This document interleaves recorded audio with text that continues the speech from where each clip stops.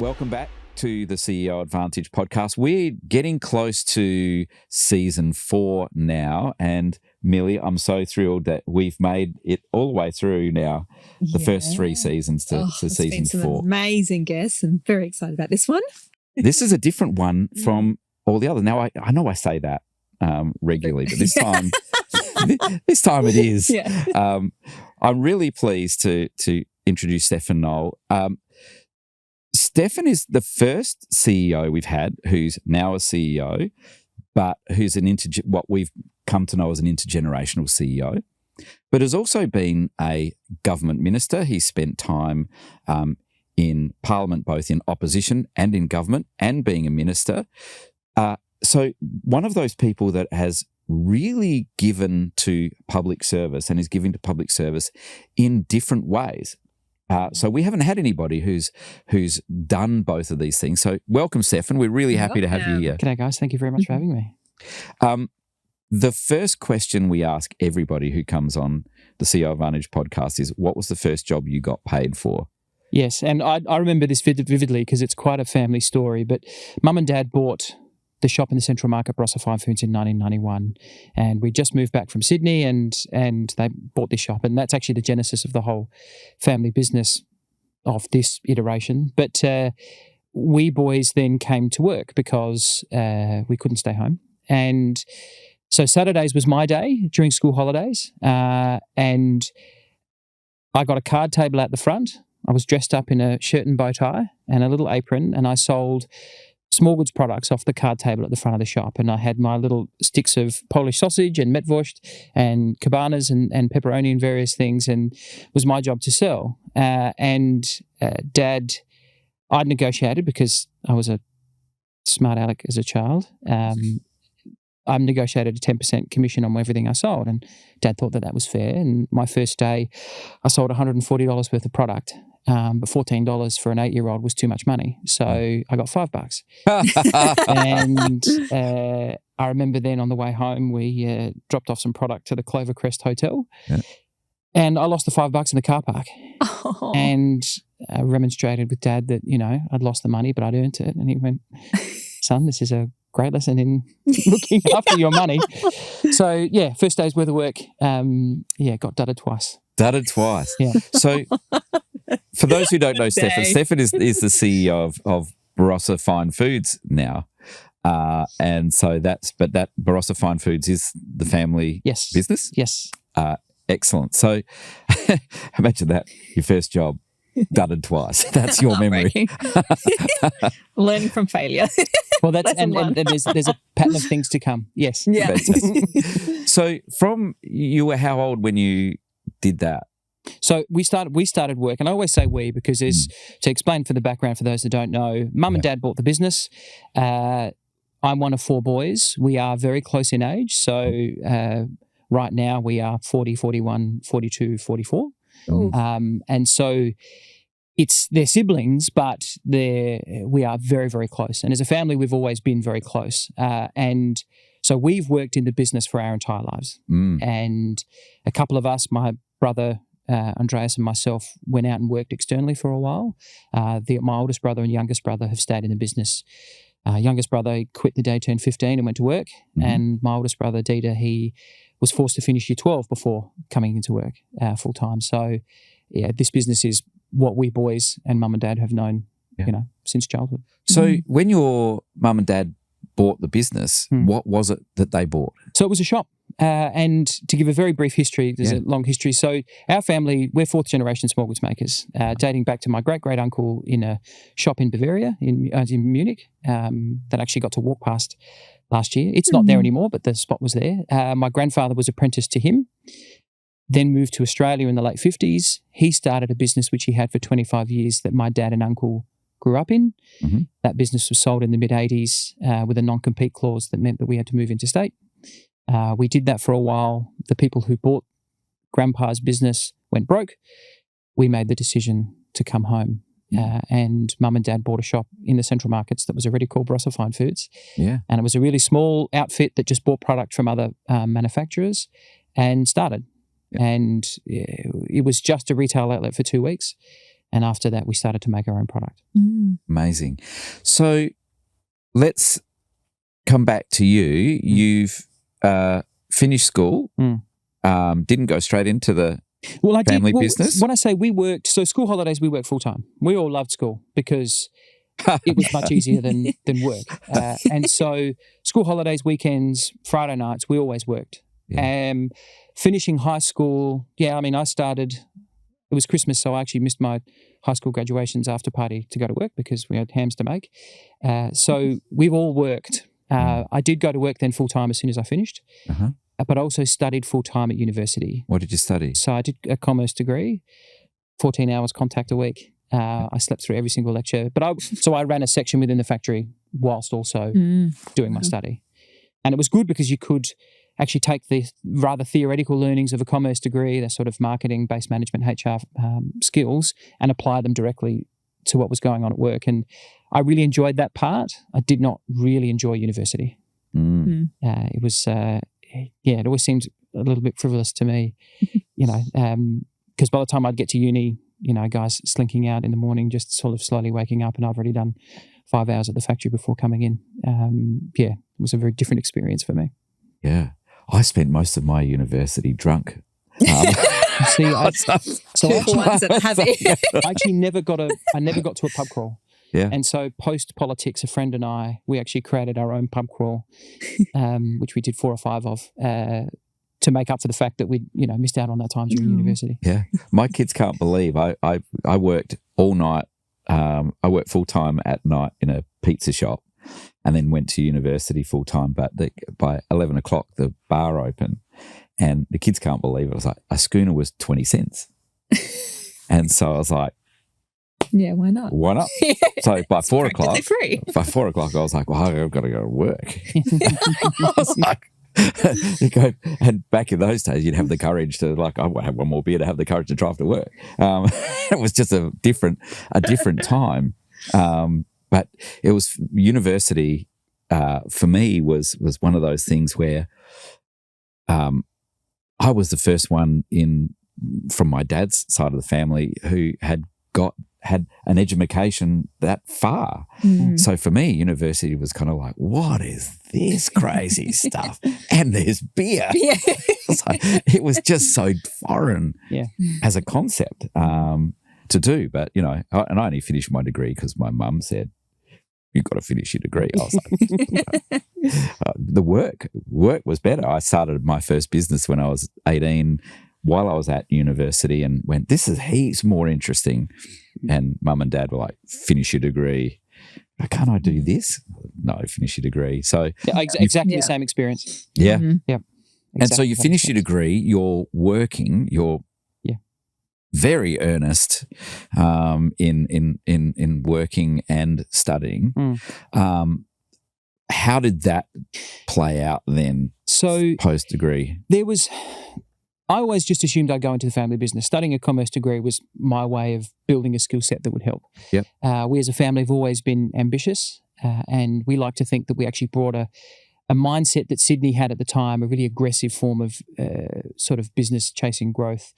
You work harder than your competitors to stay ahead, and brought that to Adelaide. And we were, when we first started, the smallest outfit of, say, 15 manufacturers, and we had a vision to be number one, and we've since done that, but that sort of strong vision was always held there. So I graduated at 21, and in the March of the following year, Mum and Dad went on the first holiday that they'd had since the business started. And we 4 boys, so if you think I'm 21, so 22, 21, 2019, we all working in the business, we took over. And each of us has very different skill sets, so we all gravitated to different parts of the business.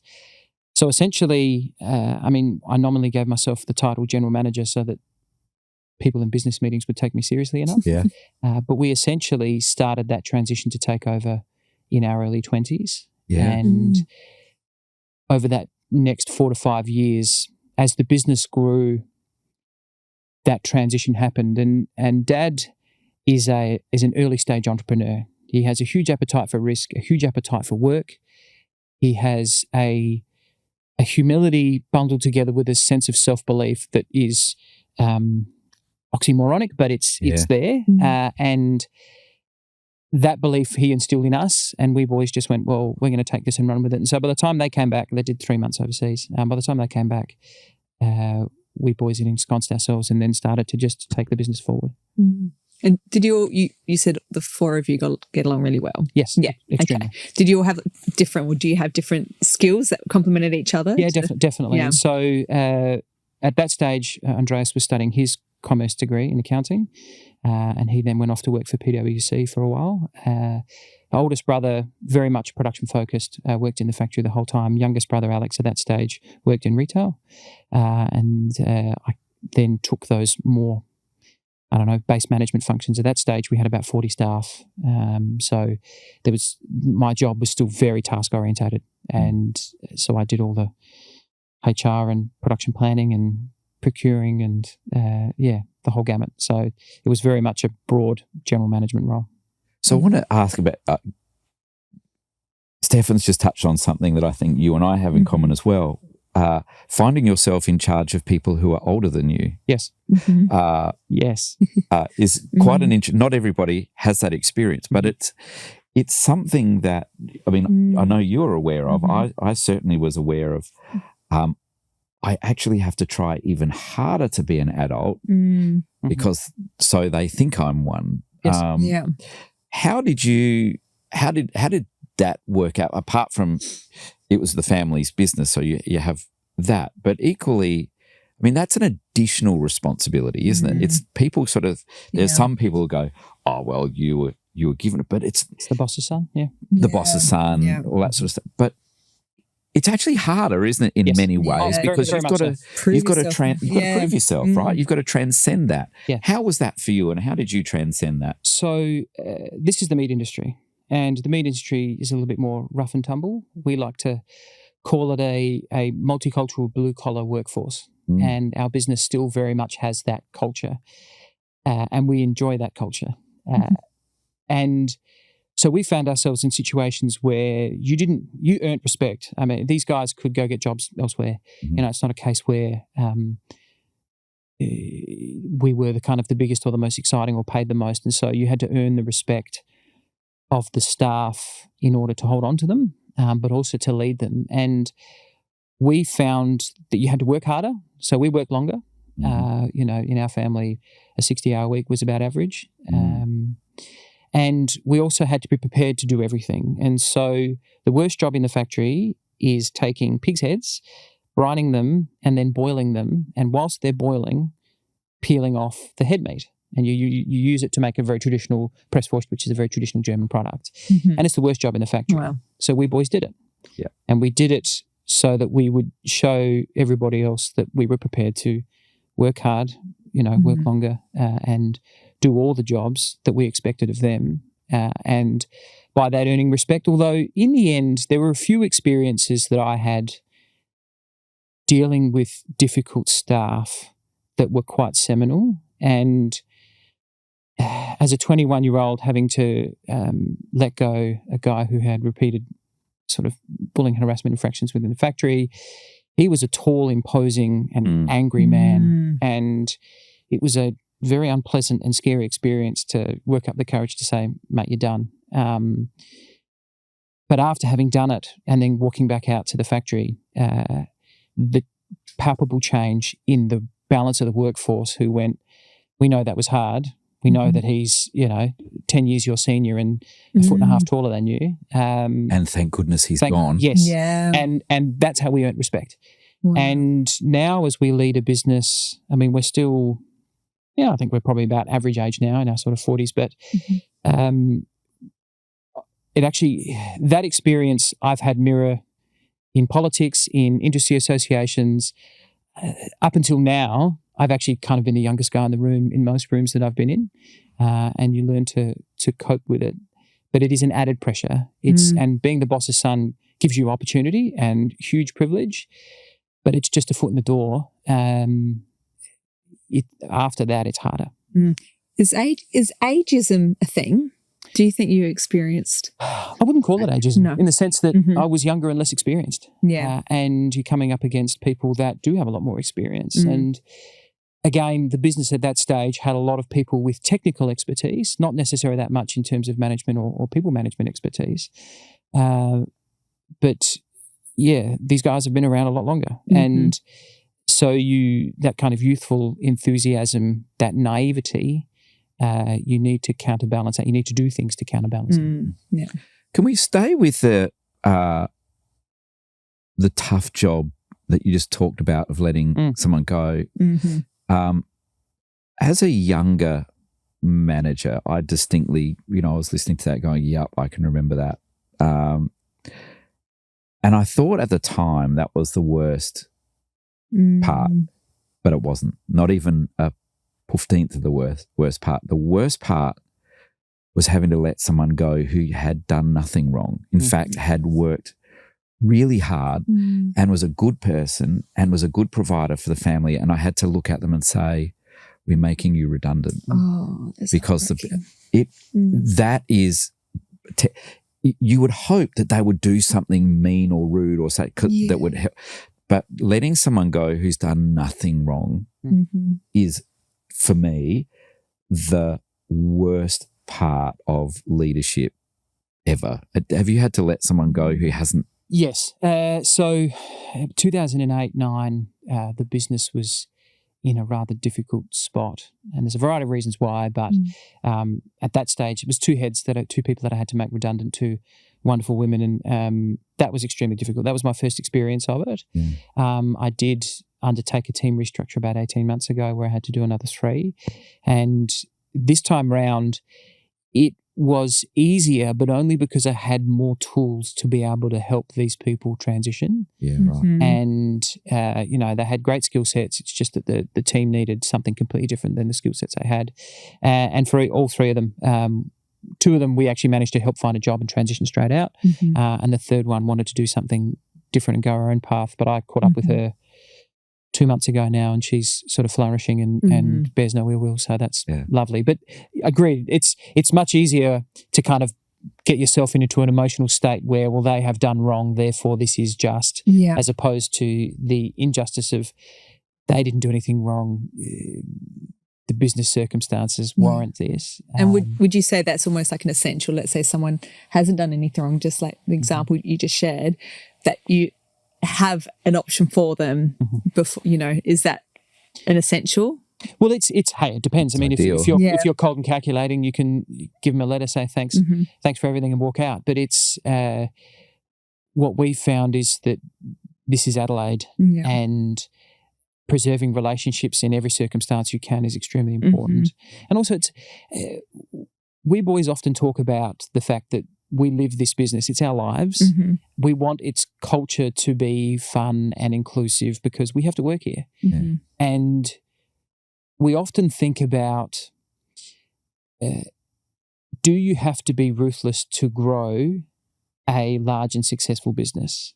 And we can think of examples where there are people who've done that, where, they've dudded a business partner, or they've done something sort of tricky, or whether you work your staff over and above and use that sort of push them to the brink in order to achieve what you and the business want to achieve. And we run very counter to that because we want to build an intergenerational family business.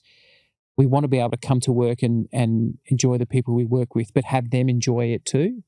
And that culture dictates that we need to try and do right by people. It was interesting that the situation where I had to do that. One of the women who I have a really high regard for, and but in the heat of the moment, just said, "You can get far," and just said a few things. And then we were both, Adelaide being Adelaide, our boys are the similar age. We showed up at cricket. Her boy goes to one school and mine goes to another school, and she was looking at me sitting on her chair, and so I just walked over and she said, "Are you still talking to me after what I said?" I was like, "I would have said the same. Good on you." Yeah. Like, are you still talking to me after? And she's like, "Well, yeah, but I told you to get," and I was like, Yeah. really? You can understand it. And but you do have to be careful in this town that you will come across those people. Now, some people don't care about that. You are too, and I know you are, Millie, someone who does care about that. So, well, it's been essential now coming out of politics. In fact, it's been the biggest lesson because in family business, and my youngest brother is the greatest example of this. He has a freedom that comes from working in a private family business. And he gets to be exactly who he is and who he wants to be. And he's unapologetic about it. And he's great fun and does a great job. But I noticed that freedom when I came back because before I would have taken it for granted as well. But it's I've definitely found now that having tried to take those same principles into public life and coming out of public life, whilst you have power and influence that's temporary,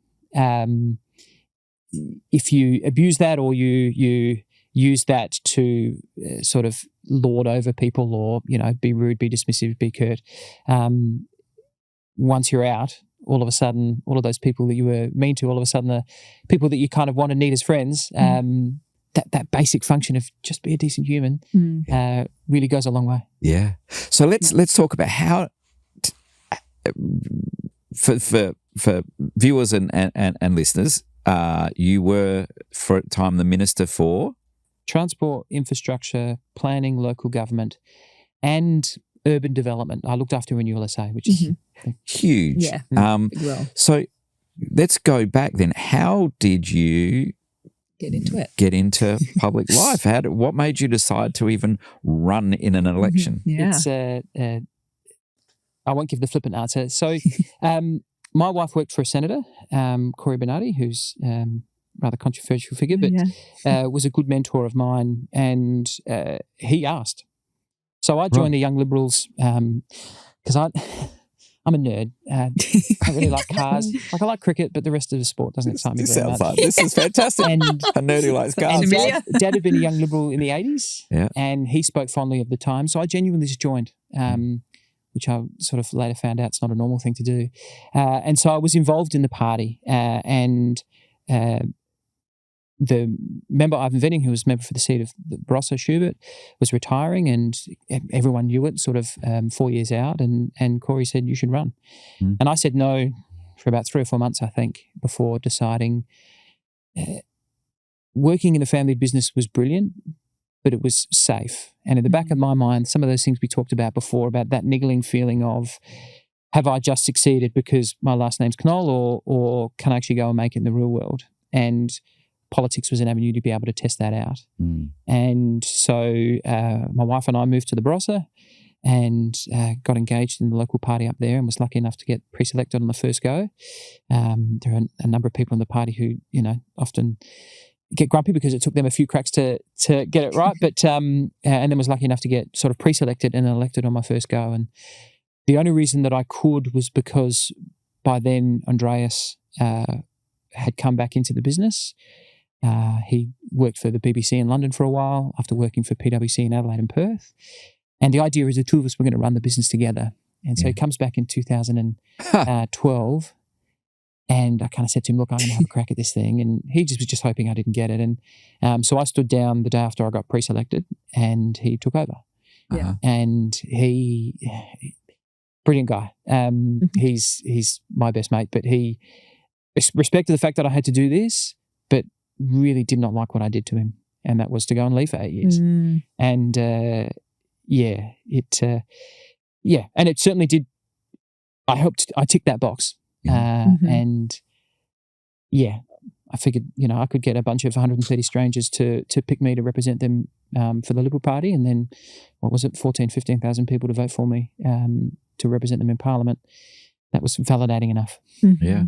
So what was I'm sure there was more to it than Corey just saying, hey, have a go.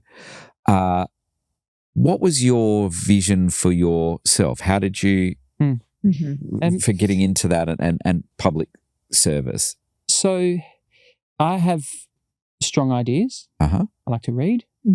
We as a family and the business we think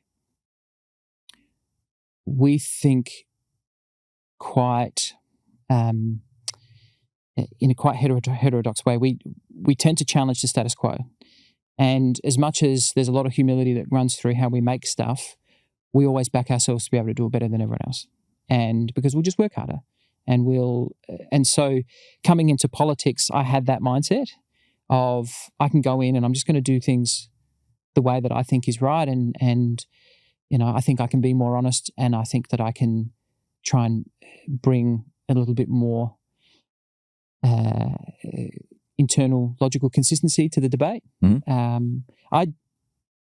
And so I must admit, that nerd in me enjoyed the length and breadth of issues that you deal with in public life, but I was quite naive to the actual task. And luckily to positive surprise, being a local MP is one of the most amazing experiences ever.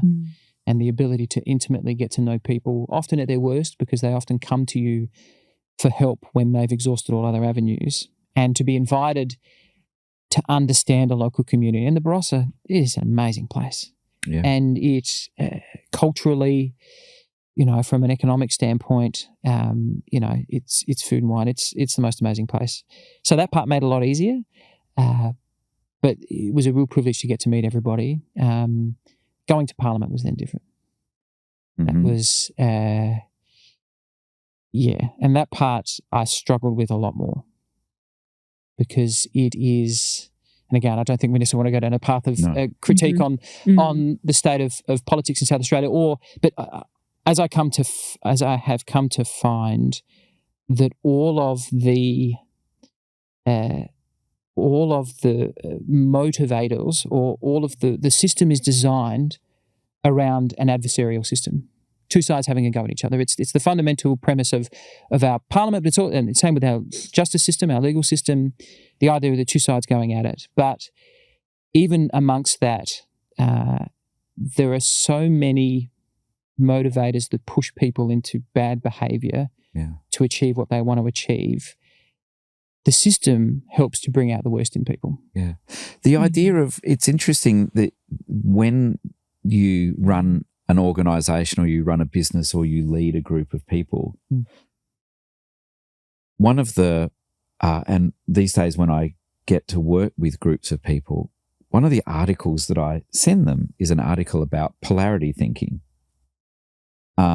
Because polarity thinking, which is the system that you just described, both in our courts and our political system, polarity thinking is exactly the thing you try and water down if you want a group of people to work together.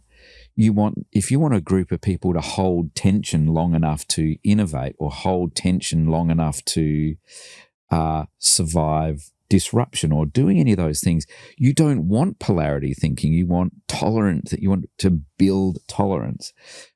But you stepped into an area which sadly does not tolerate. It acts like it does, or it holds itself that it does, but it really doesn't tolerate difference.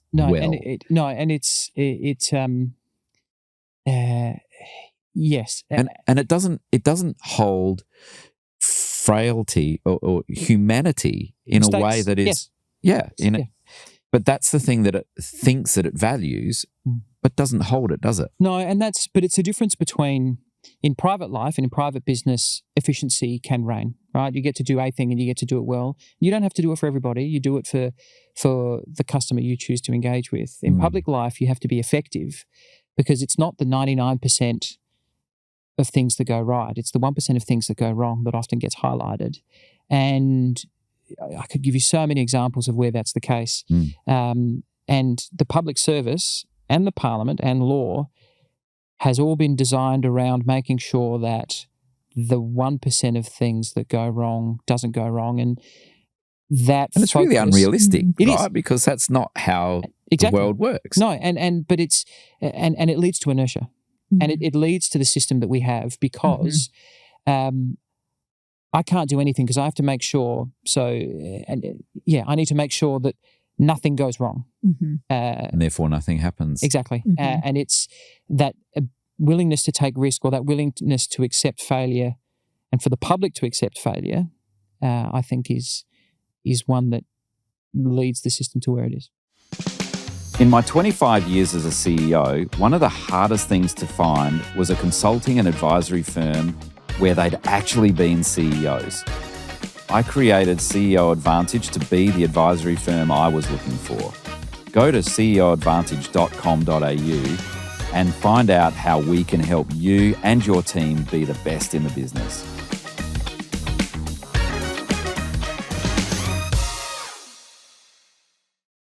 So how do you manage? I mean, you said you've got strong views, you're hardworking, value people and relationships, yet you put yourself in a position where it's almost, it's the dissonance is palpable, right? You've put yourself in a position where all those things that you want to bring to bear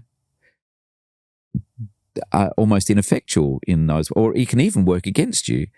How was that for you in terms of being able to reconcile? That's very stressful.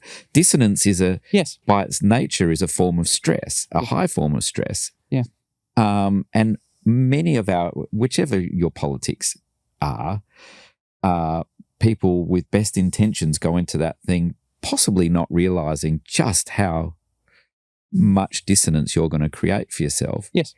How did you manage that? And some people do get hurt during that process, don't they? Yes.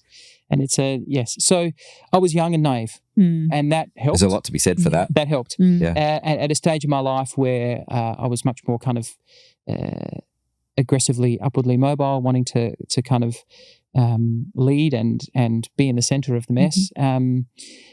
I've always felt a comfort from having a safety net of the family, and again, I think this is the bedrock of any good family, is that, I have unconditional love from a group of people that really don't care. And so that gives freedom to be able to go out and just, let's have a crack at this. I have a thesis in my head about, again, trying to own mistakes, take more risk, try and be consistent, and go and have a crack. And to a degree I did that. It's never perfect. And I'm also certainly guilty of falling into that adversarial system. I loved sort of parliamentary banter, where it's one of the few places where dry wit and intellectual humour can be appreciated. We think about Costello and Keating and some of those marvellous quips. Yeah. Most of the time it's not that. In fact, 99.9% of the time it's not like that. But you hope, you get one or two smart remarks in. But and even as a minister, I carried that in. There was a kind of a blindness to the downfall, a little bit foolhardy almost. And it worked up until the moment that it didn't. And when it didn't, I think all of that reality came crashing down at the exact same, at one moment. You happy to share what that definitely. moment was? Yeah, definitely. It's I've done a few radio interviews on it. It's been a while, but so essentially, I was minister for a lot of things. I was given a lot of difficult tasks. We had a number of policy areas that weren't going to work, that we took in from opposition, that I had to essentially run to ground, and there were a number of them that I had to let go, and that is never fun. I took a lot of solace from the fact that I'd much prefer to have a bad news day than waste taxpayer money. And so, saying that we're not going to make a tram turn right or not build a multi-billion-dollar tunnel under the hills through the Sunday Adelaide Hills to create GlobeLink, didn't mind those things. I didn't mind the savings tasks that I was given. I think I had a couple $100 million across my portfolio that I had to find savings for, and that led us to announce some things that were rather difficult and challenging to prosecute publicly. And I never minded any of that, because that was policy, and you can have policy disagreement, and that's okay. But I got caught up in as a country member of Parliament, there was an allowance that country members get when they stay in Adelaide. It had sat there for 60 years. It basically has no rules, except that there was then a subsequent ICAC investigation into that, and I was one of the people investigated and was asked to step down pending that investigation. When I say pending that investigation, I was asked to step down. Yeah. And so from essentially one day to the next, I had a big fancy job with the office and a million things going on to genuinely the next day, nothing. And the media attention in the weeks leading up to it, because I was the most profile person being investigated, focused the attention on me, and I developed what came to be understood to be an adjustment disorder. And that period essentially broke a muscle in my brain is a very simple way of explaining it. Essentially, the part of the brain, the amygdala and the hippocampus, I always get the two of them mixed up, essentially got out of whack, and I started to... It's the part of the brain that regulates risk. And so it was kind of relaxed and comfortable and didn't really care about anything, and then all of a sudden it cared about everything. And I saw risk and was fearful of everything. And that took about I think they sometimes refer to it as an amygdala hijack, where you sort of... And it took about 6 months to kind of gently unwind. And it genuinely is an inflamed muscle in the brain. And it takes time to heal, like everything else does. It's scarred, and from time to time I feel it come back up. But it was an amazing correction against that kind of foolhardiness or that naivety that came before, that kind of, I'll take any risk and let's just have a crack at this thing, to, okay. And it was because it was no longer about policy, it was personal, and because it was potentially criminal. And that's quite a sobering thing. It's... Earlier on, we had a podcast with Brent Riley, and we talked about young boys, but being thrust into that they just want to play sport and do something they love. But suddenly the media start and the public don't think of them as humans or as people, but as public property, and can say and do these terrible things about boys or young people or politicians, without regard for the human that's on the end of it. It's quite extraordinary. And so I'm sorry you had that experience, but it's also... But can I tell you, I'm not. It was... so the thing that was going on in the background is my lifestyle was unsustainable. I had a wife and 2 kids at home in the Barossa, and I was in town 4 to 5 nights a week. People don't realise the hours that politicians it's a 70 to 80 hour week job, and especially if you want to do it well. And if I wasn't asked to resign at that time, I'd be divorced now. And the most amazing blessing ever. And it had to happen in that way. And essentially, journalists rocked up at my house during that period, and for my wife and I, that was a red flag that I knew in the back of my mind. I remember that. That was also a crossing of the line as well, that you did not. That was almost an unwritten rule, wasn't it? You didn't do that, but they did that to you. There were cameras in front of my office in Parliament, so they knew exactly where I was, and then they were out there at my house. And for my wife, that was, and we discussed it, and it's that was one of the things. And from that moment, it was Wednesday the 23rd of July, 2020, I knew, and it made the decision to leave very, very easy. And for me, there's quite a spiritual element to this that I don't necessarily think we need to get into, but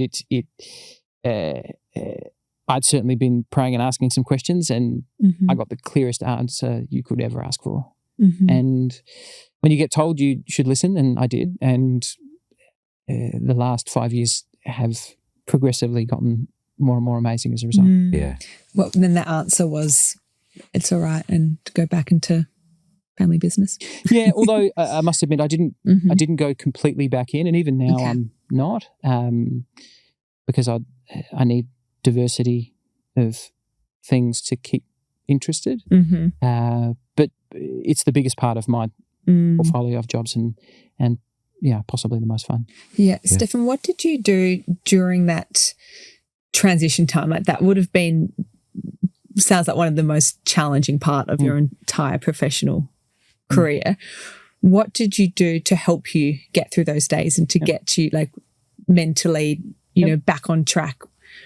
So there's a beautiful man in the Barossa, Dr. Bill, who lived 5 doors down, and I'm friends with his family, and he is a beautifully quiet man, retired doctor, and he just wandered up the road, knocked on the door, and he said there are 4 or 5 things that you need to do. And he says, number 1, sleep. Number 2, get rid of alcohol. I also got rid of caffeine. Number 3, sunlight. Number 4 is exercise. And number 5, he called it mindfulness. For me, it takes on a Christian dimension. But and so I did those 5 things, and amazing. And it's hard, and it's like the feeling of being under investigation with a body that has the power to be able to use digital means to try and look at your entire life is the act of that. And keep in mind, I was clear, like the act of being surveilled or think that you're being surveilled in that way is really, it does something to you. But yeah, they're the 5 things. And I then use that time to kind of prepare for post-politics. Luckily enough, my term, I had 18 months to run on my parliamentary term, and my local community were extremely supportive. Amazing group of people. I did an AICD course, and essentially then spent time in the background planning for what was next. And that time planning was fantastic. It's something that some of my colleagues who lost their seats at the election didn't get. And for me, that time was essential. It helped me to set myself up. Yeah. There's, without being Pollyannery about it, there is something though that through a traumatic situation like that challenges you to discover what's important to you. Yes. And I know through similar but different, very different, but similarly level of trauma, you go, one of the things that I discovered was how closely wedded to the word refuse I was. And it was only during that time where I was like, I refuse to let you take this. And I refuse to become cynical. I refuse to become mean. Yes. And so I just became really wedded with this idea of I refuse. And I didn't say it out loud. It was a word that but it became this, it was through that traumatic thing of almost waking up and then going, you know, I refuse. I refuse to let you have this. Yeah. You know. That happens in politics. The one way to survive is to actually become quite cold. To harden yourself to because if you think like it's in my portfolio on public transport, and I'm trying to say this as gently as I can, but often you'll see that there are train stoppages, and they happen about 8 to 10 times a year. And in 9 out of 10 cases, it's not because something went wrong with the train, it's because somebody chose to end their life. And that's a thing that comes to your desk as a minister, or if there's a car crash on a country road and people have been pushing for funding to upgrade certain parts of it.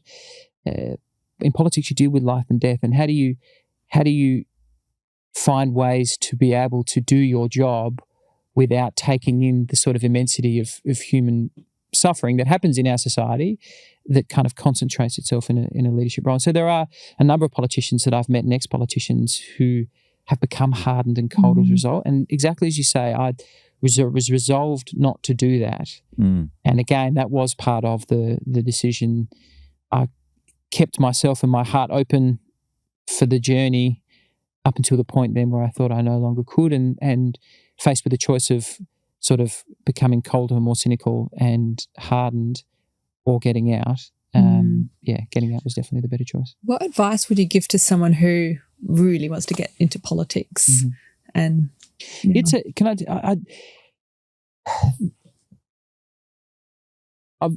I've thought about this for myself, and I have an internal rule. Like there are groups of people in society that are very, very easy to mock, and politicians, chief amongst them. But I think about early stage entrepreneurs, where it's quite easy in the back of your mind to look at an idea and go, well, that's stupid, that'll never work. Young people, or old people. And also I think anybody that's at the gym. And so in my mind now, if I see anybody at the gym, no matter what they are, who they are, they got up and got to the gym. And anybody that put their hand up and started a business, regardless of how good, bad or indifferent the idea is, that act of having the courage to be able to risk your own capital, you get immediate respect. And again, with politics, it's the same thing, that we can all have opinion on politicians, and we all do, and certainly politicians judge each other more than the public judges them. But anybody that's willing to stick up their hand and go into public office should earn immediate respect, I think, from everybody. It is an amazing career choice. My 2.5 years being a minister was an amazing experience that I would never want to take back. The ability to affect real change and to see, and in my portfolios especially, to be able to physically see that change in the community around you, and to know what's going on for someone like me is always quite exciting to, think, oh yeah, I remember that. And it pops up all over the map. Things that I was involved with or that our government was involved with. That's amazing. And for people that have the toughness and the tenacity to get in and do that, it is amazing. And it is unparalleled. There's nowhere else where you can have that kind of influence.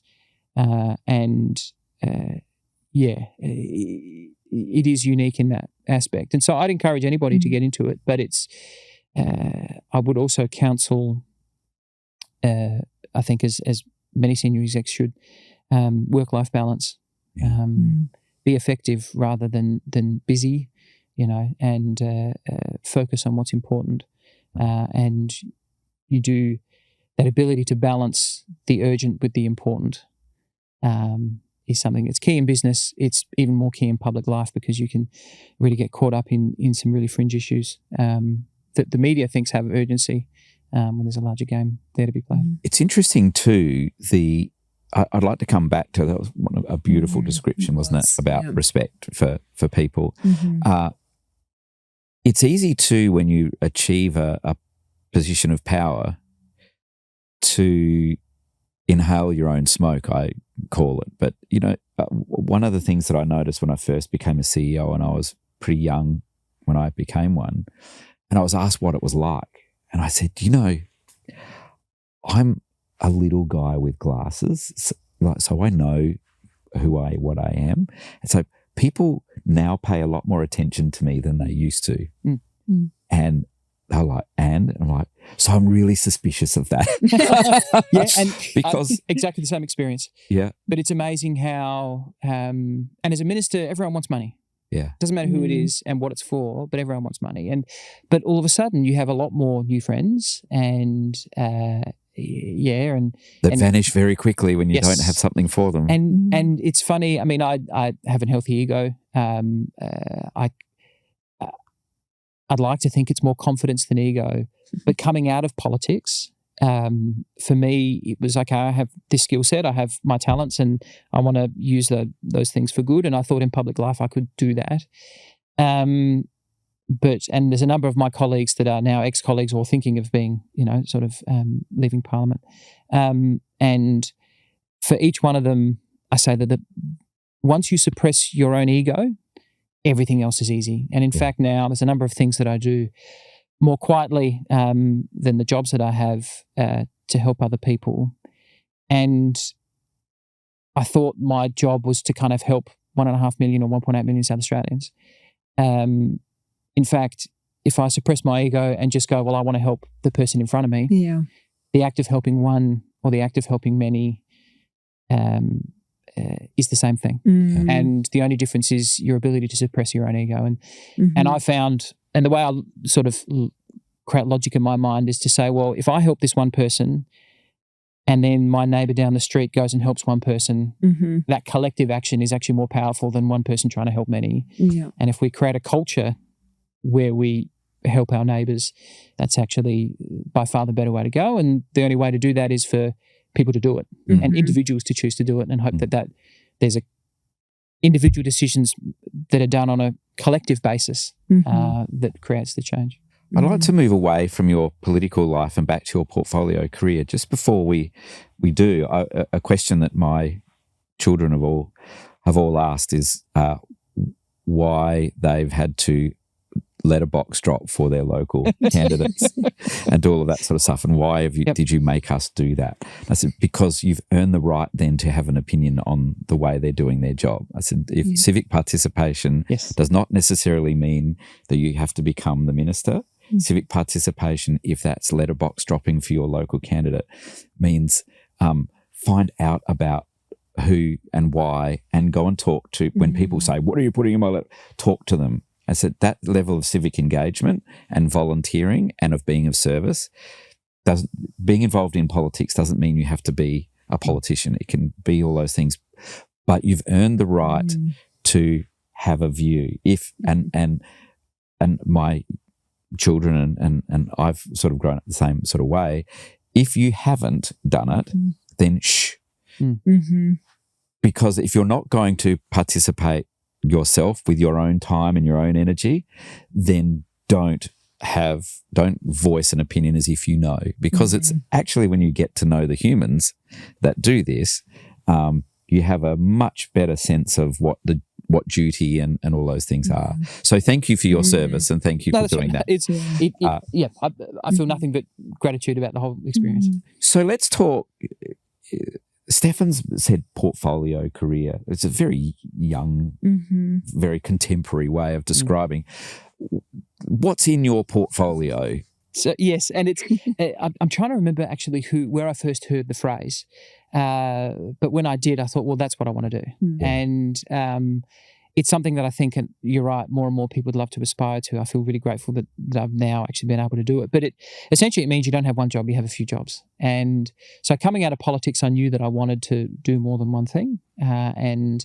But my personality means that I don't want to be an external advisor. I want to be in the weeds. I want to get my hands dirty. And so that led me to try and find positions within companies that allowed me to have sort of longer term involvement with the company rather than kind of project-based work. And as is often the case with politics, I sort of gravitated back towards my food background. And so I've worked with a variety of clients. I've set up essentially a consultancy, but really it's just a vehicle by which I can go and have multiple jobs. I've worked in the IT and cyberspace. I've done some work down at Lot 14, but now that's graduated into essentially helping growth stage food businesses to do what they do. So I'm the executive chair. I'm actually not the CEO. I'm the executive chair of Barossa Fine Foods, which is a title that I stole from Barry Irwin from Bega, where I first heard the title. And I thought, I like that. Yeah. And in fact, an executive chair is probably the closest description to what a minister really does, in that you do have executive function and you do make decisions, but there is still somebody underneath you that's technically the CEO that does that. And so I'm the executive chair. Andreas my brother is the CEO. In reality, we actually split the CEO function. I do the customer-facing stuff, and then he does the ops and finance. For our listeners, though, who are not in that, because that's a role that some listeners might go, wow, that's such a big time. The skill in executive chairmanship is you're responsible for things and getting things done, but you're not allowed to touch, you're not allowed to do anything. There's a real skill in making things happen as opposed to doing stuff, isn't there? And it's so anybody that's done a AICD course, basically the most fundamental thing they teach is the difference between management and governance. Yeah.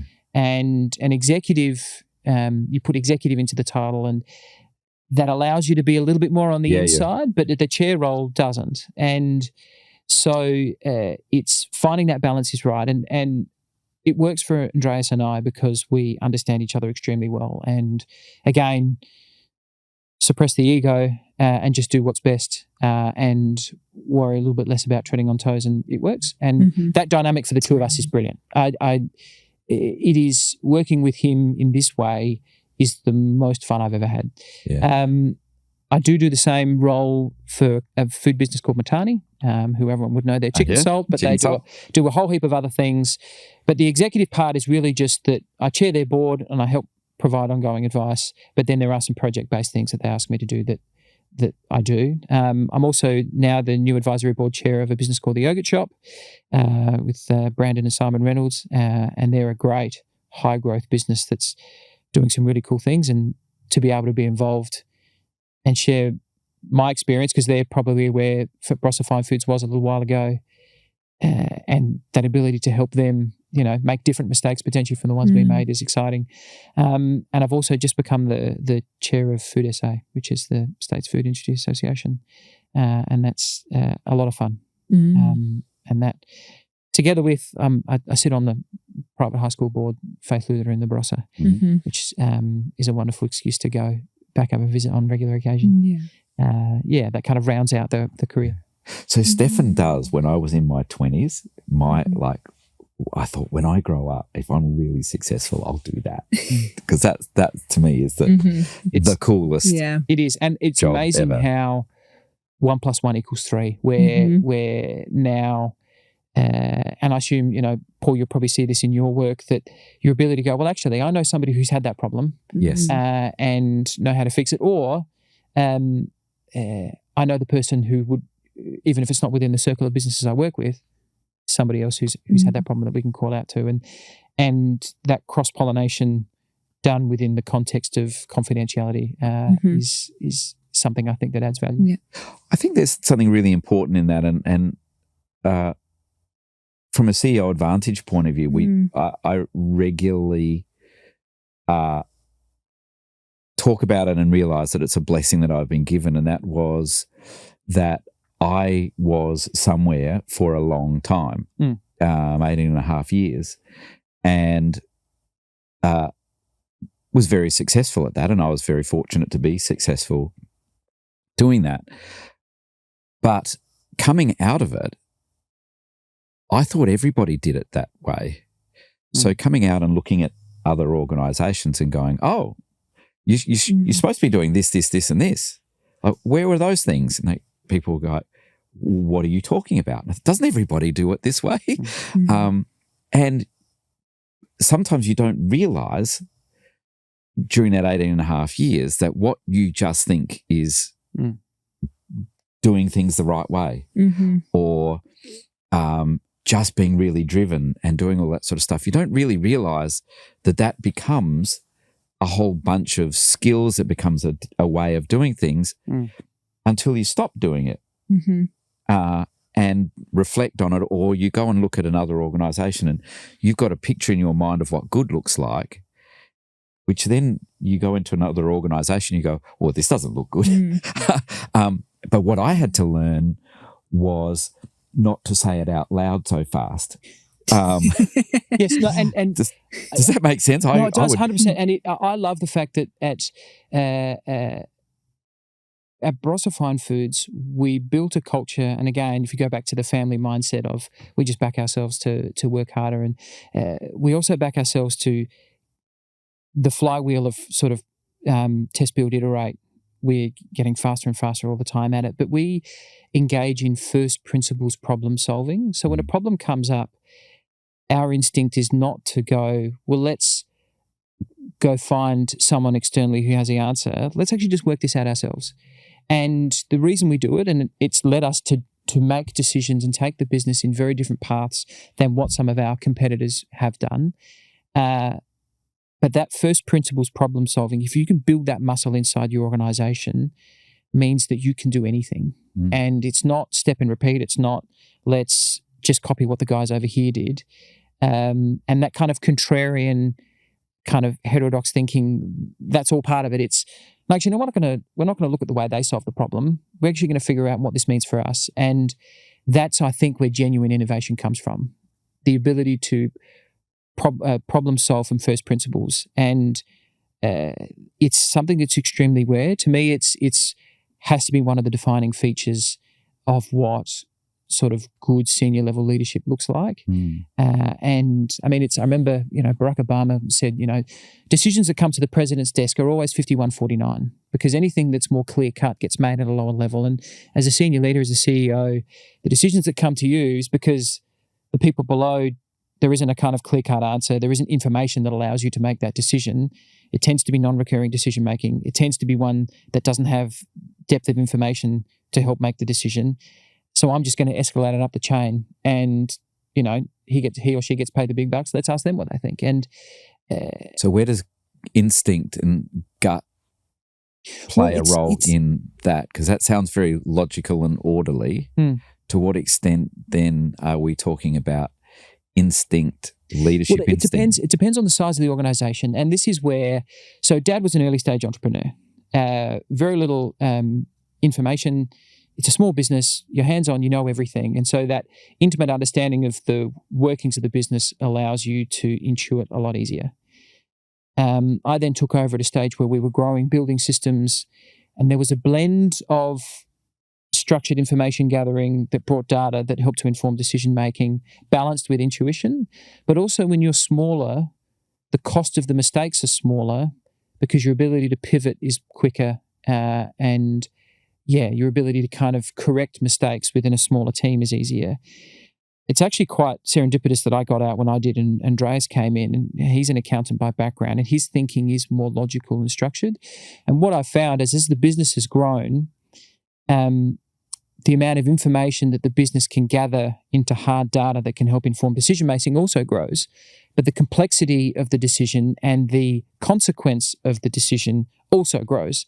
And so I actually don't think it's easier or harder along the spectrum. It's just different. It's much more intuition at the earlier stages. And as you go through, there's more and more data that comes with it. There's more risk the larger you get. But at a certain point, when you're looking forward as opposed to looking backwards, there isn't information. And it's funny, I worked with a company called 11.2 down at Lot 14, and Paul, I think we met there a few times. Yeah. We often had this debate internally about new innovation. And is it better to test the market by asking them first, so using market research to define where products head or where processes or new services head? Or is it better to just build something as a sort of minimum viable product and chuck it into the market?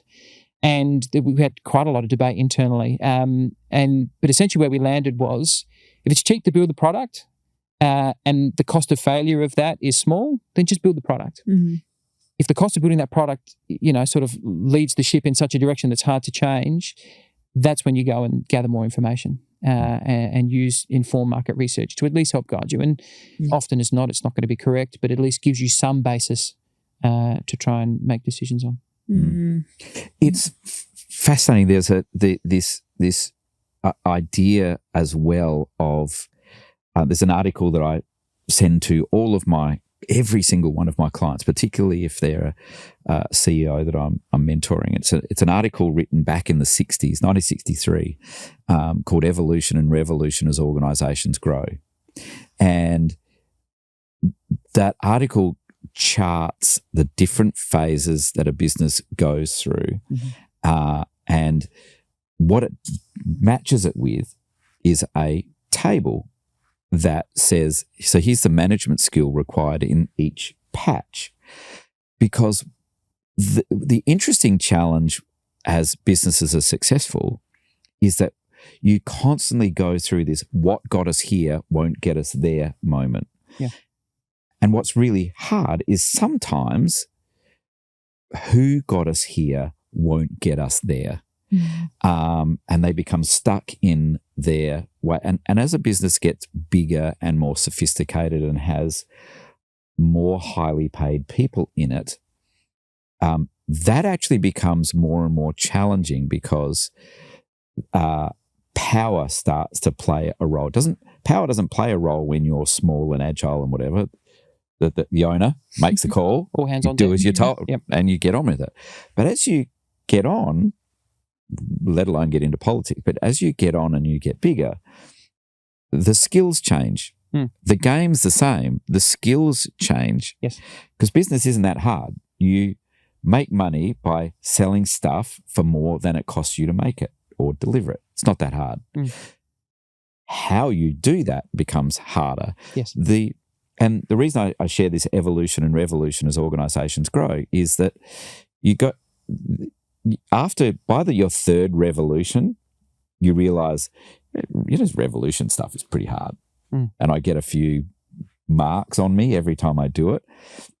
And where you see in business and organisations, whether that's business doesn't necessarily mean commercial business in the for-purpose sector or all sorts of different other areas, you can see certain organisations get trapped in the last revolution injury they got, and they stop or they get trapped. But when you do that, you start sliding back towards your old revolution. And I can remember sitting with the SYC board, and we just come to a really rough patch, and sitting with the board and saying, look, we've got to make one of three choices, but choices we've got to make because we've got ourselves caught in not making decisions.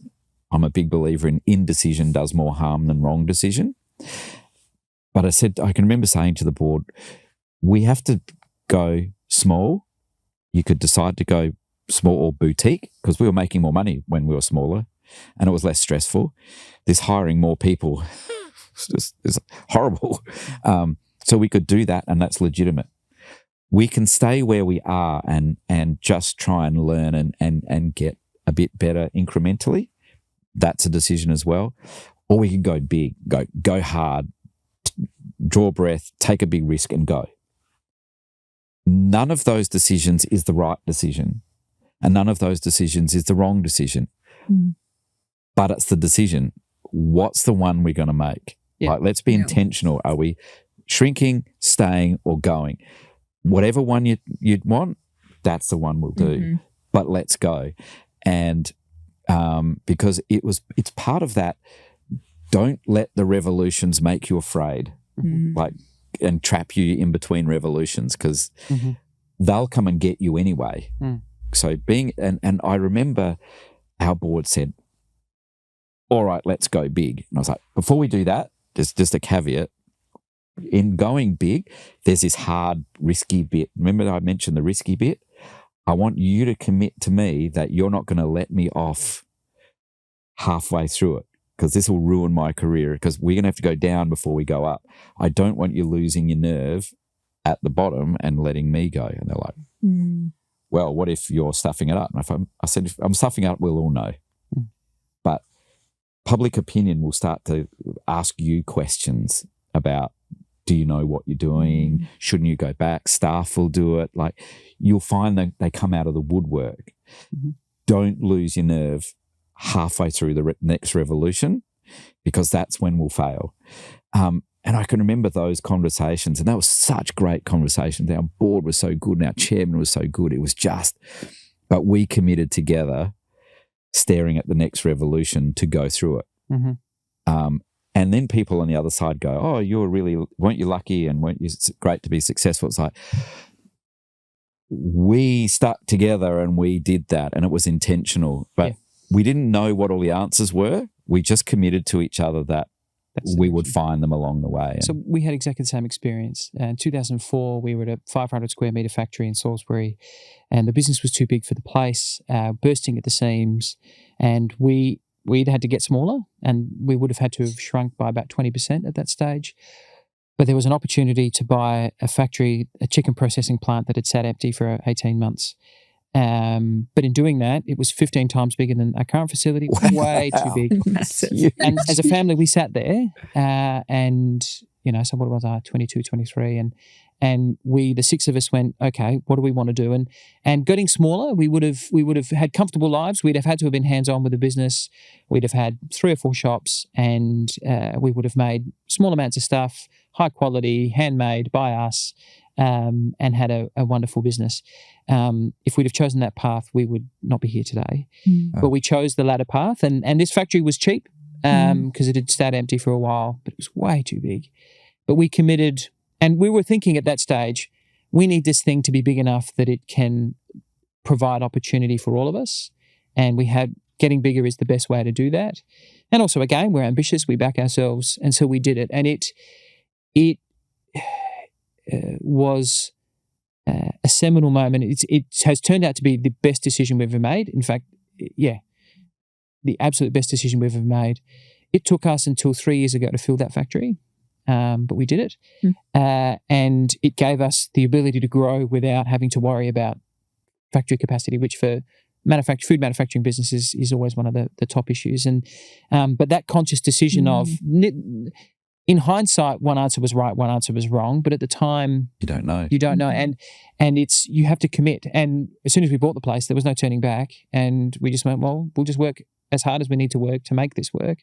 But that journey, there's a great book called The Breakthrough Company, and it tracked thousands of businesses, but got down to 7 that they believe had grown from very small, humble beginnings to a size where they were, and on metrics of kind of profitability and continuous growth and a whole heap of things, they were the top examples of businesses. And so Polaris, for instance, is one. Intuit, the QuickBooks, is one of them. And they talk about strategic bets and what tends to happen as companies grow. There's certain points at which they make what looks like quite risky bets that lead to a lot of difficulty, but they have a kind of vision in mind at the end. And what was really interesting is that each of those businesses making those strategic bets to either pivot a product range or whatever it is. I mean, for Intuit, for instance, was the fact that they had to go digital and then give everything away for free. But it is that the businesses at the time didn't think that the decisions were risky because they'd done all the research, they'd backed themselves, but also, exactly as you had in mind, it's the act of not having made that decision was more risky than making that decision. And we've done that at various stages. In fact, we're in the process of doing it again right now. The difference being, like when we were small, the job was task orientated. That moves from task orientation to people orientation. And in my experience, that gap moving between 40 people to 80 people was kind of the hardest bit. And as soon as we had 80, you then have a sort of management structure, and that takes some of the burden of the day-to-day off of senior management. But what I found now is that there's a third orientation that's strategic. You know, I've got, in the family business, I've got 3 direct reports. They're all brilliant people that really don't need much hands-on management. And that frees me up to be able to think about strategy in a way that I never have before. And again, that executive chair titles, again, works because, you know, that sort of old adage of, well, I spend too much time working in my business to work on my business. We've grown to a size now where, and our leadership team, and especially having a CEO, which allows me to be the executive chair, the freedom to just have my head in the clouds and think strategically, that at the moment feels like the final kind of orientation of what senior management looks like. And to me, that's the most fun. The ability to play in this space, to look forward rather than look back, and to kind of, again, solve problems, first principles.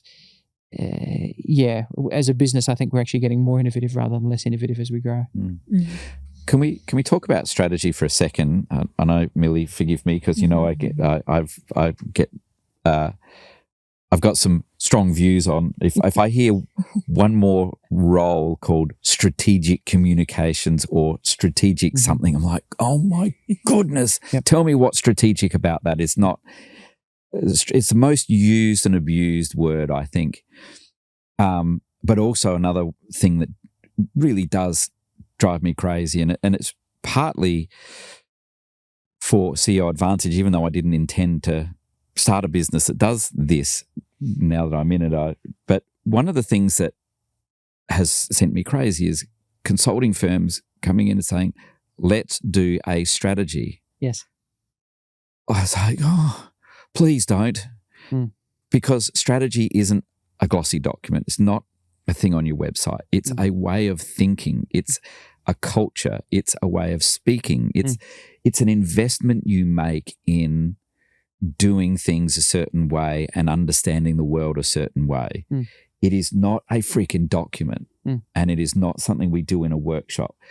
We do workshops to bring together and draw it out, but I love strategy, and I've been successful being strategic, and as you have, and lots of people have. It's not, in many ways, you can sort of say it's not rocket science, but it actually is. Yeah.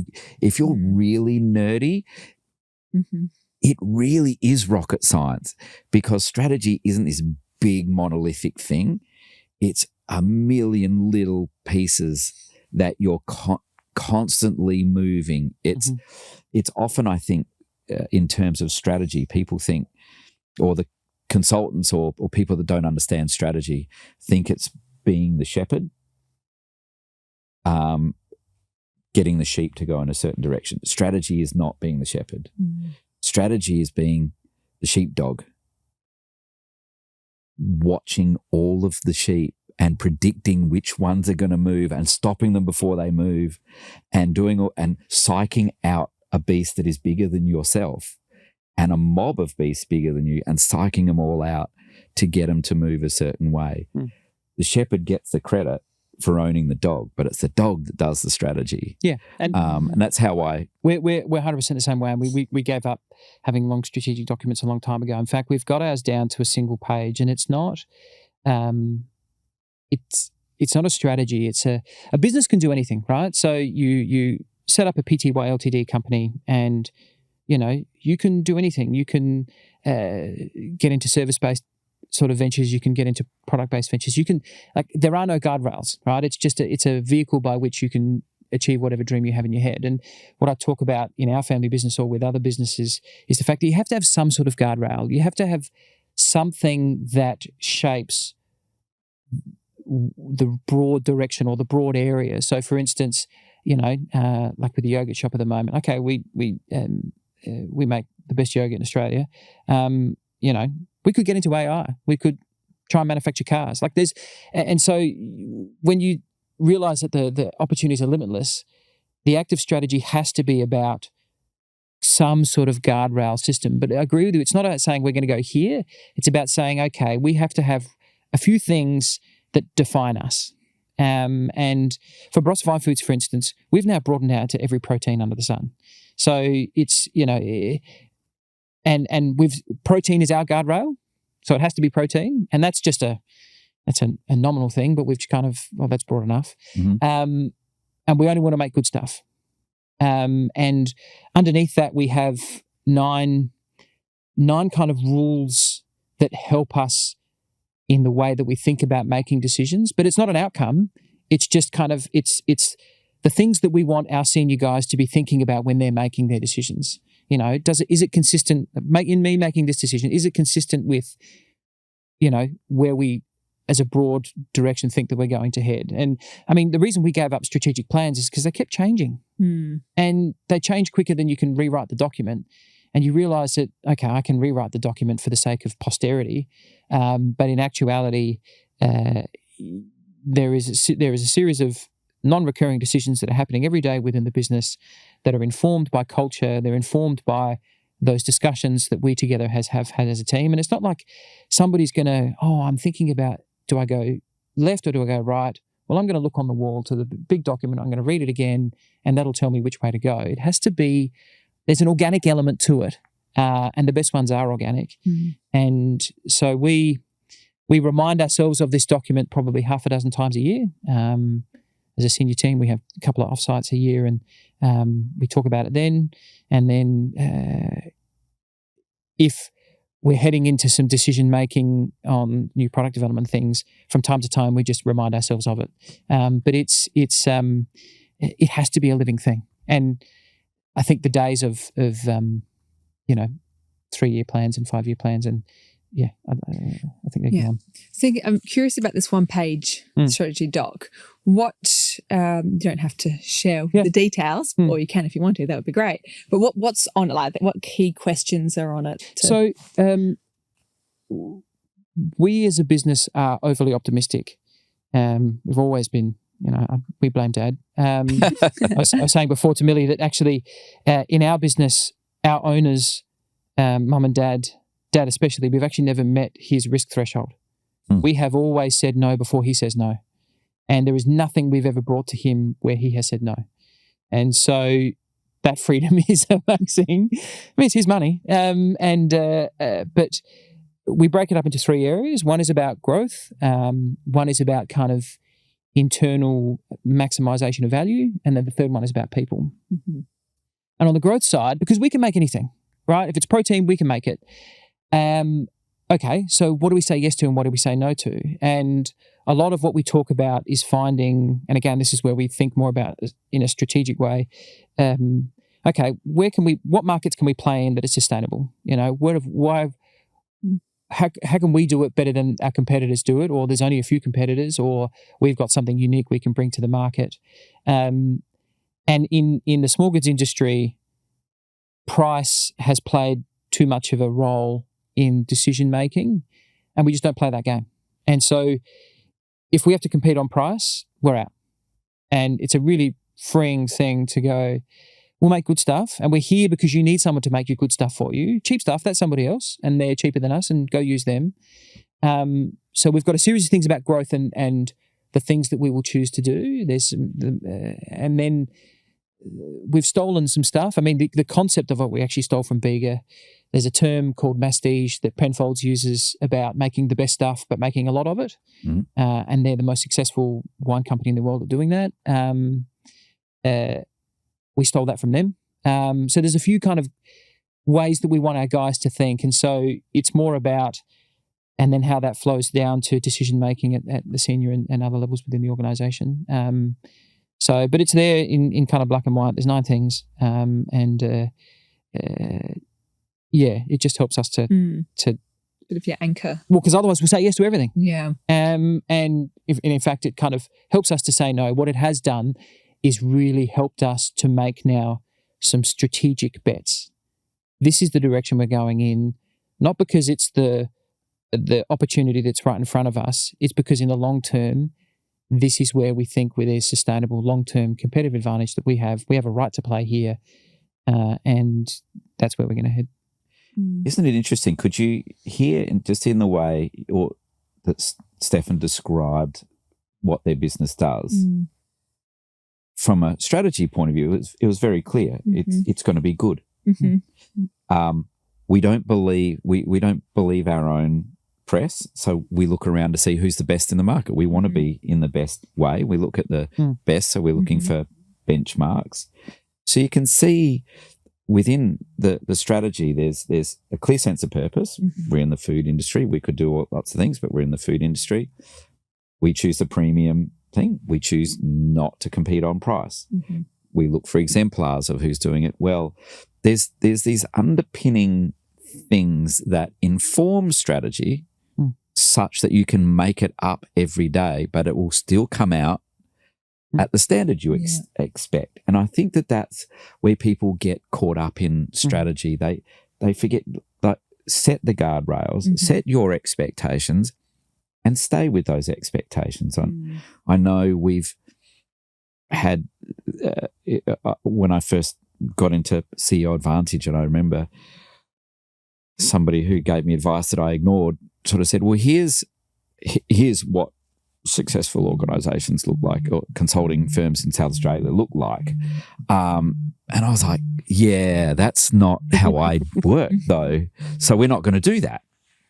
And you could see them with this look on their faces like, well, good luck with that. And I thought, no, this is how we're going to do it. This is how we did it at SYC as well. Our very small thing that we did at SYC, which made a huge difference, was we kept this idea of, how do we know we're not the best in the world? And people say, how do you know you are? It's like, oh, cool, because we look. And if we can't find it because we're looking for it, we'll presume that we're the best in the world. But it's easy to think you're the best in the world if you don't look. Yeah. So we would go and we went, and the methodology was a methodology called appreciative inquiry. Appreciative inquiry starts with the idea of, at our best, ... as opposed to deficit inquiry, which is problem solve. There's a problem, we'll solve it. Appreciative inquiry challenges you to go, at our best, it would look like this.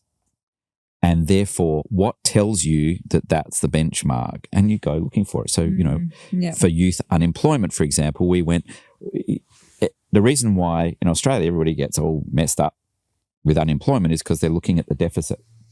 So we went to Germany, we went to Switzerland where they don't have it.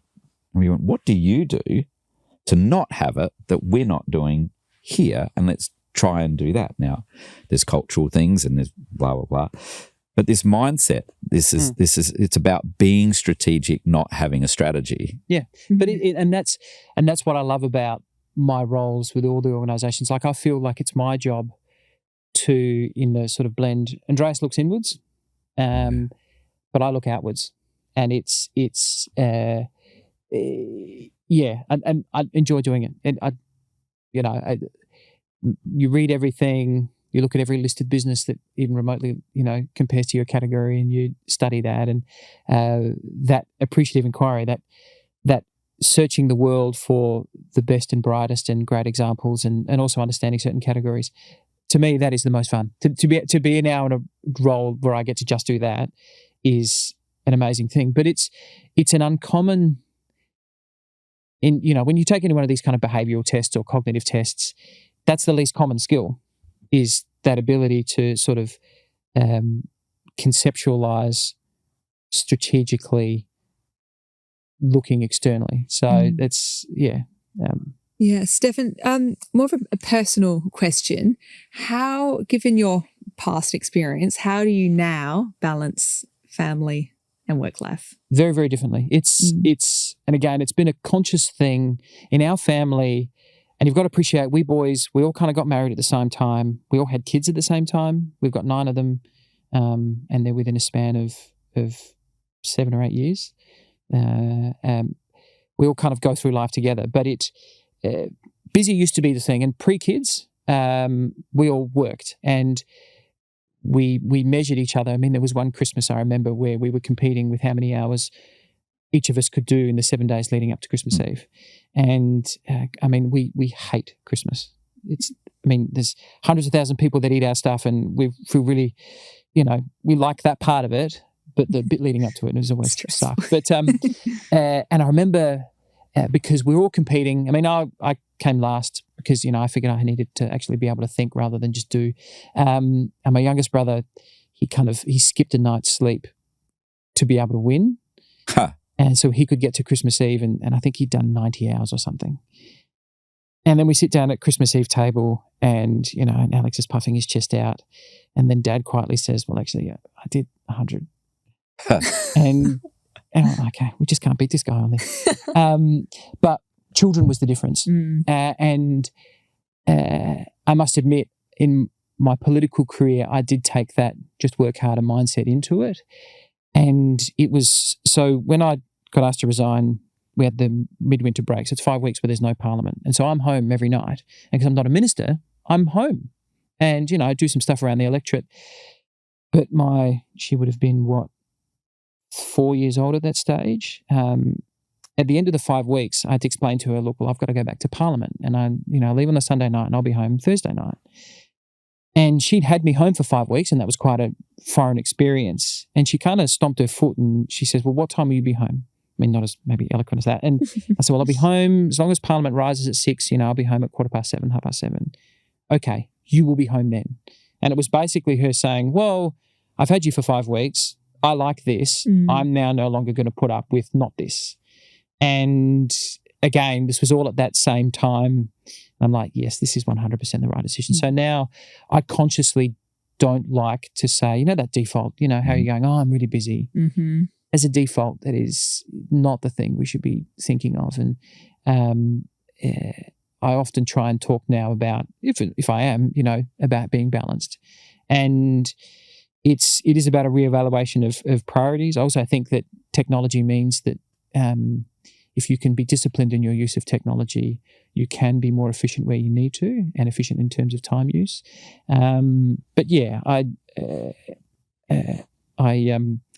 also in a situation where my wife has changed careers and we've made a very conscious choice that she will step up and I'll step back and be more involved. I now do all the cooking at home, and in typical fashion, I always take it too far now. And, you know, I post a lot about my cooking, much to the kind of sort of frustration of everyone around me. But it has to be a conscious choice. And I'm just extremely lucky that I had those signs at the right time to say you are making the right decision. And now, kind of 5 years on, the fruits of that. I mean, I have great relationships with both my daughters. We enjoy each other's company. I can help guide them as they grow and provide that kind of that fatherly male influence in a way that I would not if I was still there. And I'm not giving that up for anything. It's too important. I think some of the best advice I was ever given as a young, ambitious sort of person is your children are only children for a little time. They're adults for a long time. Yes. And it's very different. My youngest one has just become an adult. He's 18, and but the time sitting with my four adults now is extraordinary. Just extraordinary, an extraordinary gift, and to see that they're such four very different humans from each other, or very different adults from each other, but great humans. And it's kind of like, as a dad, you sort of go, thank goodness. Yep. I wasn't sure whether I was doing that very well. So we boys were the same. So again, close in age, and there's a point. So our TV broke at home, I'm going to say when I was maybe 10. And as a family, we decided not to replace it. And so dinner time became kind of an hour and a half, 2-hour affair, because otherwise you had to go do homework. And for about 4 or 5 years, we didn't have a TV. And that time with each other, we, you know, even today, you know, I mean, it's 25, 30 years later, we still think fondly upon that time. And and again, we have quite liberal, permissive parents, and Dad's approach to leadership it's funny. I've been thinking about it a bit more in the lead up to this podcast, because, you know, one of the questions is, you know, who did you learn the most from? And Dad provided an environment in which we got freedom and we got responsibility, and those two things always came together. And a bit like the losing my $5, you know, the freedom that comes with earning your own money and the responsibility to look after that money came together. And there is a number of times over the journey where he did that to all four of us boys, and it helped us to grow into adults with a greater sense of responsibility and maturity than we otherwise would have. And I mean, it gave us the opportunity to take risk and make mistakes, and we made many mistakes. But it having a parent who had the courage to do that was exceptional. I wish we'd asked this next question more, but I'm going to, because Stephan's got such such good examples of good leadership. But many of us have established our management style sometimes based on the worst manager we've ever seen, and going, I'm not going to do that. Can you think of an example of the worst manager you've seen that taught you what you were not going to do? Well, I've actually really only ever had two bosses, because otherwise, and one of them's Dad, and the other one's Stephen Marshall. So I can't say bad things. No, and I mean, I learned hugely from both. And so they don't need to be your boss. No. Well, it's and maybe it's just reinforcing my own bias. It's the micromanagement. Again, my head is often in the clouds. I'm not always a detail-orientated person.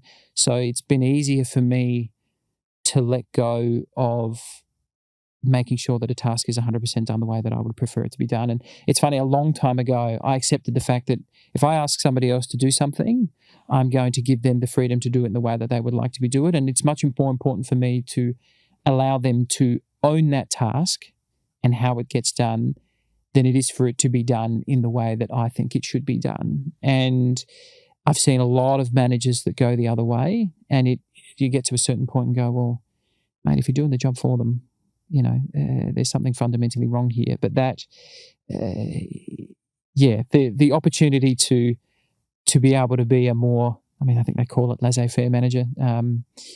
I find myself now, and again, that gets easier, I think, as the business grows, because you're able to hire better talent, and you can, attract using the brand of the business and your ability to provide more attractive sort of salary conditions, but also attractive work opportunities. We've been able to attract a lot of really good talent, and these guys, I find myself just gently coaching, gently helping them to think through the strategic direction in the way that they make their decisions, and then let them run. And that's it's worked out really well. One of the toughest things that I found, I had a wonderful chairman that I worked with who would come in after the closed session of board meetings and say, look, so here are the things we talked about when you weren't in the room, and so here's what we want you to do. And I can remember on a number of occasions just sort of saying, so just to be clear, what is it exactly that you want? And he would go, well, if I need to bark myself, I don't need a dog. And I'd be like, got it. Yep. And go, figure it out. Mm-hmm. Like, I told you what we want. Yes. Figure it out. And on one hand, it was part of you is like, that's the most frustrating thing in the world. But on the other hand, it's a huge vote of confidence. It's like, we've told you what we want. We know you can do it. And we're not going to tell you how to do it. We just want to see the outcome. And so there's a part of you that goes, just tell me what to do. But really, you don't want that. Well, I had the amount of times I said that to my dad over the course of kind of a decade in to a numerous account. Like he was so frustratingly obtuse in the way that he provided answers. And it always felt to me like I got tangential or kind of peripheral information, but never actually the thing. And it took me a long time to learn that lesson. That was the thing. That was the thing. And it was like, no, just tell me. You tell me what you want and I will execute. And it's a slower way to go, because it would be much quicker. Well, I've got the experience. I reckon I've got the answer in the back of my head. I mean, I had my early days, and I still remember this, the Archer Hotel in North Adelaide got a new chef in, and the new chef wanted to get some premium products. So he comes and talks to Barossa Fine Foods, and he comes through to me, and I go and see this guy, and he wants all these different things. I'm like, this is brilliant. It was, I think at the time, say, a $200,000 to $300,000 account, which was, big, say 20 years ago. And I went, brilliant, let's go and do this thing. And Dad was like quiet, and Dad, we're going to do this. He goes, yep. And it gets down the path, and it's about 4 or 5 days later when I'm trying to work out the logistics of this thing that I realize it's not going to work. And we actually can't supply these products for a variety of reasons. And I went to Dad, and I'm like, Dad, why didn't you stop me? And he's like, well, you needed to learn this lesson. And he said, now, by the way, you are going to go to that customer and you are going to help them buy these products from somebody else. Well, we do some business with them, but this, and this, you are going to go and talk to our competitors, and you are going to help them to make sure that they're not out of stock, that the customer is looked after, somebody else is going to supply them, and you can move on to the next mistake. And it was, he knew. And it again, enough freedom to be able to learn those things, but then also the responsibility of, no, mate, you have to make good now. And yep, now that you know this and you feel it, and I remember this, 20 odd years later, amazing. And you can do that in a private environment in a way that you cannot do publicly. That's the sort of that trust to be able to learn from your mistakes. Yeah. We asked the same question at the start, and we asked the same question at the end. It's a day where you've learned things the hard way. You're driving home, like, I'm in a really bad mood, and I want to, nothing's going to get me out of this bad mood. And a song comes on that makes you sing. It makes you smile no matter how bad the mood is.